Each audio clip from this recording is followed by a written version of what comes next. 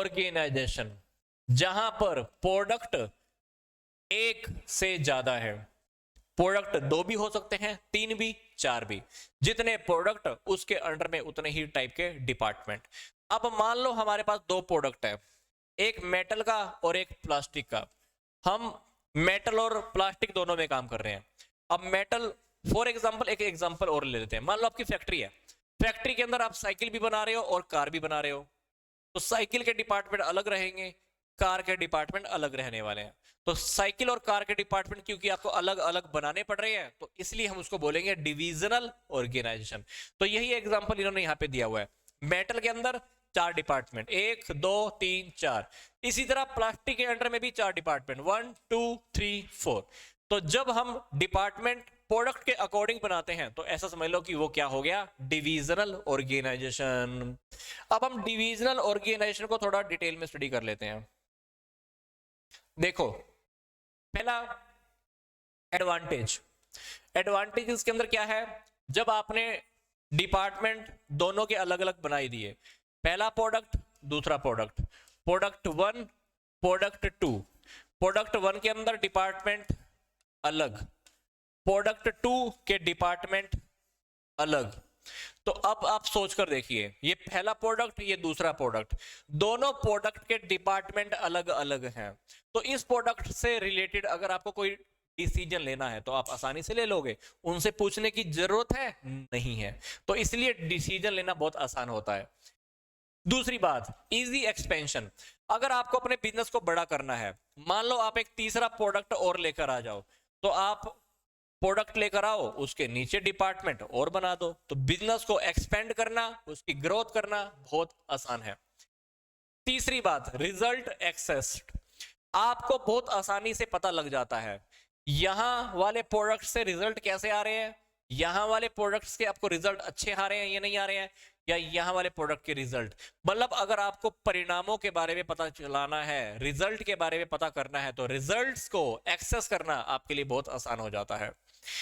चौथी बात, कोऑर्डिनेशन। ये कोऑर्डिनेशन आपस में बना के रखते हैं, काम एक दूसरे से पूछ के करते रहते हैं। कभी कभी किसी प्रोडक्ट की जरूरत है तो आपस में कोऑर्डिनेशन कर लेते हैं। अगली बात है बेनिफिट्स ऑफ डिविजनल कंपटीशन। इन दोनों डिपार्टमेंट का आपस में कंपटीशन भी हो सकता है। भाई इनकी परफॉर्मेंस भी चेक कर लेते हैं, कौन काम ज्यादा अच्छा कर रहा है। तो कंपटीशन पैदा करना है तो इनके कामों की चेकिंग करते रहो। फिर तुमने अकाउंट टाइम पर मेंटेन किए क्या, मैंने तो अकाउंट टाइम पे मेंटेन कर दिए। तुमने जितनी भी सेल की उसको टाइम पे रिकॉर्ड कर लिया क्या, वो कहेगा भी मैंने तो कर लिया। तो कहीं ना कहीं जो डिपार्टमेंट्स होते हैं, जो ये स्ट्रक्चर होता है, उसके अंदर कंपटीशन भी हो जाता है, उसका भी बेनिफिट मिल जाता है। फिर छठी बात, equal importance to each product. हम दोनों प्रोडक्ट को बराबर की क्या कर रहे हैं, इंपॉर्टेंस दे रहे हैं। जितना इंपॉर्टेंस, जितना महत्व हम इस प्रोडक्ट को दे रहे हैं, उतना ही महत्व हम इस प्रोडक्ट को भी दे रहे हैं। तो ये है हमारा डिविजनल ऑर्गेनाइजेशन का हमारा एडवांटेजेस। अब बात आती है कि लिमिटेशन क्या है। लिमिटेशन के अंदर हम बात करें तो सबसे पहला पॉइंट है हमारे पास डुप्लीकेसी। यहां पर काम बार बार हो रहा है। प्रोडक्शन डिपार्टमेंट यहां पे भी है, यहां पे भी है। फाइनेंस का डिपार्टमेंट यहां पे भी है, यहां पे भी है। मार्केटिंग का डिपार्टमेंट यहां पे भी है, यहां पे भी है। हमको फाइनेंस का काम 2-2 बार करना पड़ रहा है, मार्केटिंग का काम भी 2 बार, प्रोडक्शन का काम भी 2 बार। तो यहां पर यही बात आ रहा है कि फंक्शन हमें डुप्लीकेट करने पड़ते हैं, दोबारा दोबारा करने पड़ते हैं, काम दोबारा दोबारा होते रहते हैं। आगे है सेल्फिश एटीट्यूड। कभी कभी ये लोग सेल्फिश भी हो जाते हैं। वो कहता है कि मेरा काम ज्यादा इंपॉर्टेंट है, वो कहता है कि मेरा काम ज्यादा इंपॉर्टेंट है, तो सेल्फिश भी हो जाते हैं। और कभी कभी कंट्रोल करना बहुत टेढ़ा काम होता है। और कभी कभी हमको इस टाइप के स्ट्रक्चर के अंदर जो स्टाफ चाहिए वो ज्यादा पढ़ा लिखा भी होना चाहिए। फिर अगली बात करते हैं कॉन्फ्लिक्ट। ये बात मैंने आपको अभी भी बताई थी कि जब कुछ लोगों के या 2 लोगों के विचार आपस में नहीं मिलते तो वहां पर क्या होता है, कॉन्फ्लिक्ट। कॉन्फ्लिक्ट क्या होता है, जब हमारे विचार आपस में नहीं मिलते तो उसको हम क्या बोलते हैं, कॉन्फ्लिक्ट बोलते हैं। तो कॉन्फ्लिक्ट भी होते रहते हैं। आगे बात आती है कि ये जो डिविजनल ऑर्गेनाइजेशन है इसको हम अप्लाई कहां पे कर सकते हैं।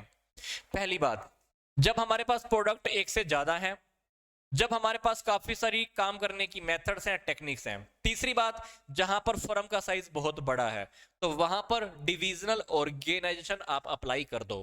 पहली बात, प्रोडक्ट हमारे पास एक से ज्यादा है, दूसरी बात, हमारे पास काम को करने की काफी सारी टेक्निक्स और मेथड्स हैं।